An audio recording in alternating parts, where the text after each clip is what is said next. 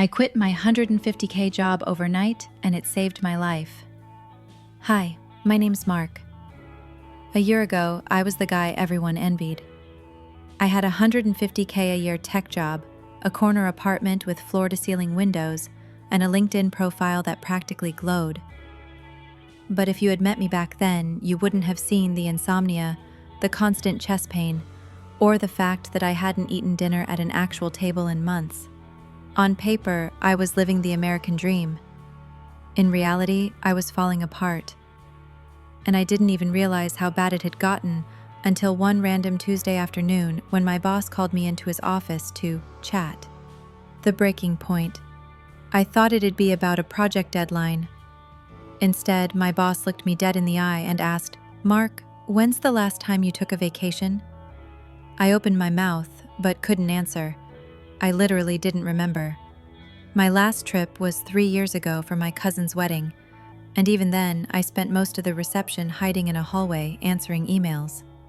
"You need a break," my boss said. "You look bad." It wasn't meant to hurt me, but it did. That night, I went home, stared at my $3,000 ergonomic couch, and realized I didn't own my life anymore. My job did. So I did something insane. I quit.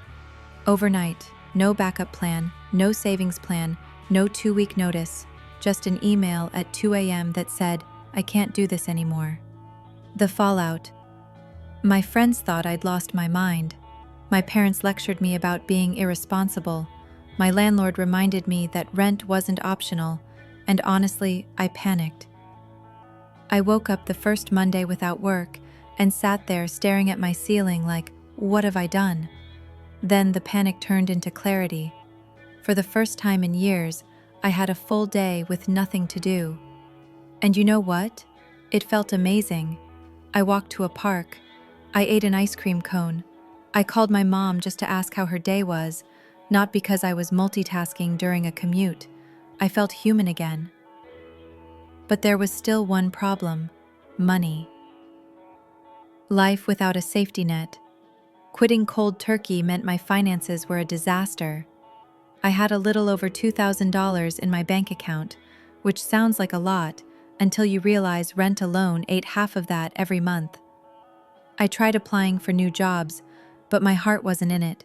I couldn't go back to the same grind. So I started taking odd jobs: DoorDash, pet sitting, freelance writing. I even delivered groceries to my ex's apartment, and we had one of the most awkward, "Oh hey, you're still alive," conversations of my life. Some days were humiliating, some days were hilarious. Like the time I got paid $40 to dress as a banana and hand out flyers. There are photos, they are not flattering. But slowly, I learned how to live with less. And weirdly, I became happier.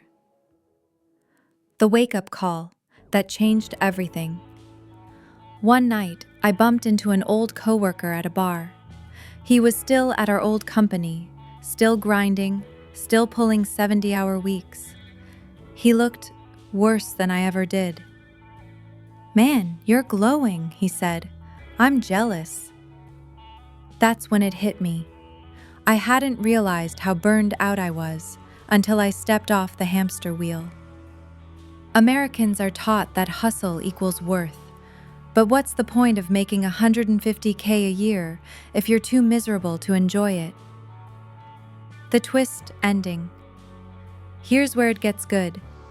After months of odd jobs, I stumbled into something unexpected. I started a blog about my journey, quitting my job, living cheap, trying random side hustles.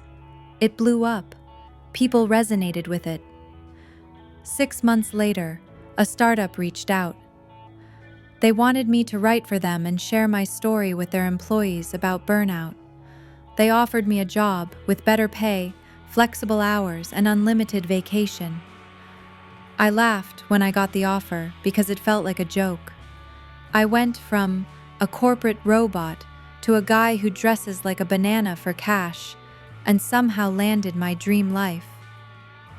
The moral of the story: quitting my 150K job felt like jumping out of a plane with no parachute, but it forced me to face the truth.